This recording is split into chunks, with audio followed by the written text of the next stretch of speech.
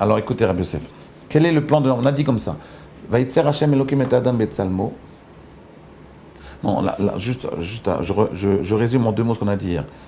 En réalité, ce qu'on a voulu dire, c'est que Moshe Rabbeinu était sûr que le peuple juif, il le dit d'ailleurs dans Dvarim, dans le chapitre 4, verset 26, il dit, vous allez tous partir en exil et vous allez tous revenir. Alors pourquoi ils reviennent? Parce qu'il a prié, donc il savait qu'ils allaient revenir. Et pourquoi il est sûr qu'ils vont partir alors que dans aucun endroit dans la Torah on nous dit qu'il est sûr? Pourquoi? Parce qu'en réalité, le Harizal nous explique, parce que le peuple juif, il ne peut pas s'en sortir sans Rav. S'il n'y a pas de Rav, il ne peut pas s'en sortir. Alors, de là, on va essayer de comprendre pourquoi. Pourquoi le peuple juif, il ne peut pas grandir et avancer sans le Gadol Adam, sans le grand de la génération. Pour quelle raison? Regardez bien. Donc, on a expliqué hier, il y a un verset dans Bereshit qui explique comme ça. Dieu il a créé l'homme à son image. À son image, à l'image de Dieu, il a créé l'homme.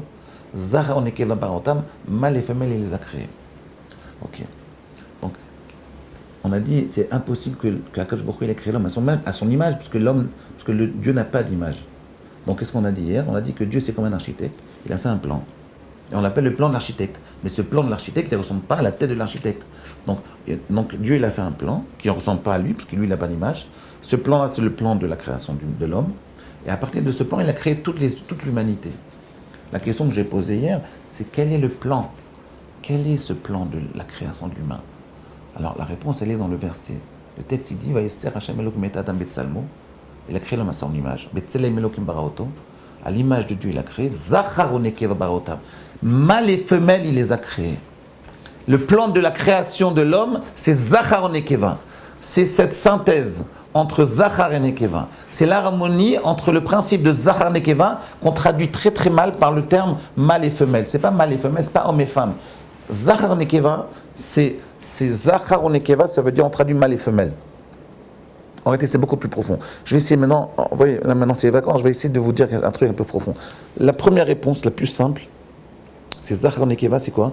C'est le plan de la création de l'humain, c'est un principe de donneur-receveur. Zachar, il donne, Nekeva, il reçoit. Zachar, si vous voulez, c'est la mémoire, Zikaron. Et Nekeva, c'est un espace vide. C'est ça Nekeva. Nekeva, ça vient de la racine Nekev, qui signifie un espace vide. Donc, Zachar, c'est une concentration, c'est je me concentre pour me rappeler de quelque chose. Et Nekeva, c'est un espace vide. En réalité, qu'est-ce que ça veut dire? D'une façon très très superficielle, c'est créer un système de donneur-receveur.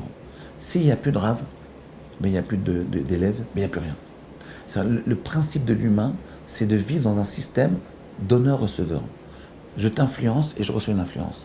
Je te donne une influence, je reçois une influence. Si on sort, si on arrête, on se déconnecte de ce principe-là de donneur-receveur dans la Torah ou dans n'importe quel domaine, ça, le principe du mariage. Je me marie avec quelqu'un, je donne et je reçois. Zachar, il donne, Nekeva, il reçoit. Ça ne veut pas dire que l'homme, il donne et la femme, elle reçoit. Ça veut dire qu'il faut qu'il y ait une relation de don et de réception dans la relation de vie.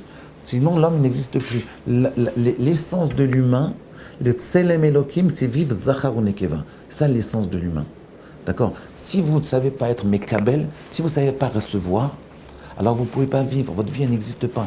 Un homme qui ne vit que dans un système de recevoir, ou de donner, il ne peut pas vivre, il ne vit pas. Il est sorti de cette définition de l'humain. L'humain, par définition, c'est celui qui sait donner et qui sait recevoir. Si on ne vit pas dans ce système-là, on ne peut pas. Tout le principe de la Torah, par exemple, c'est ça, un Rav Talmid. Si vous n'êtes pas dans ce principe de Rav Talmid, vous ne pourrez pas vivre. Le plus grand plaisir qu'un homme puisse vivre dans sa vie, c'est d'être un talmid. Vous voyez, par exemple, un chacham. Chez nous, il n'y a pas de chacham. On dit, d'abord, apprends à être un mekabel.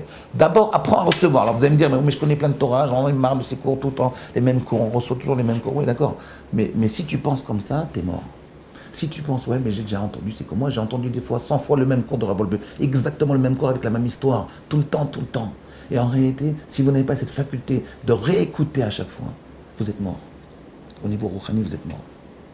Un couple, s'il n'y a plus de relation d'échange entre les deux, d'échange, il est mort le couple. Il n'y a plus rien. Vous voyez, s'il y a un problème dans un couple, c'est qu'il n'y a plus d'échange.